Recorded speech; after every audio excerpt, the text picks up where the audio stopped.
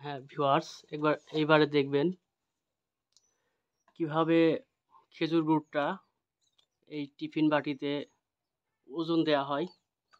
এটা সম্ভবত কয় কেজি? 1 কেজির মতো।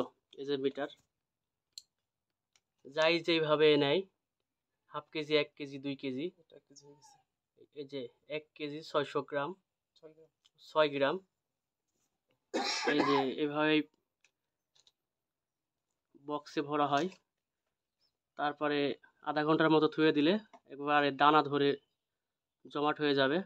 এই যে দেখছেন, এই যে বক্স, যেভাবেই এই বক্সগুলা সবই প্যাকেটিং করা হবে। এগুলা কালকে অর্ডার আজকে দেওয়া হবে, পাঠানো হবে। আর আজকে যেগুলো আমরা পাঠাবো কুরিয়ার সার্ভিসের মাধ্যমে, এগুলো এই যে একটু পরে নিয়ে যাব। এই যে রূপে আছে, এই যে দেখছেন। আজকে আমরা কোন জায়গায় যাবে মানে সেটার নাম বলতে? এইটা এই গুড়গুলা আজকে এই যে কথা বলেন আমার চাচার সাথে, এই অর্ডার কিন্তু গুড়গুলা কোন জায়গায় আজকে দিবেন?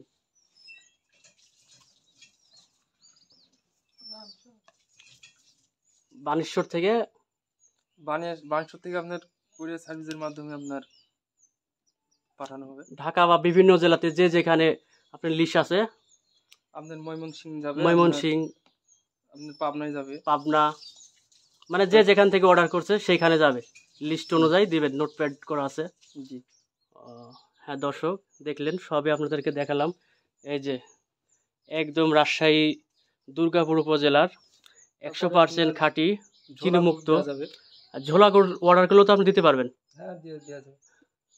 এগুলা আপনারা ঝোলা গুড় মনে করতে পারেন, আসলে এটা ঝোলা গুড় না, এটা জমাট হয়ে যাবে আধা ঘন্টা রাখার পরেই।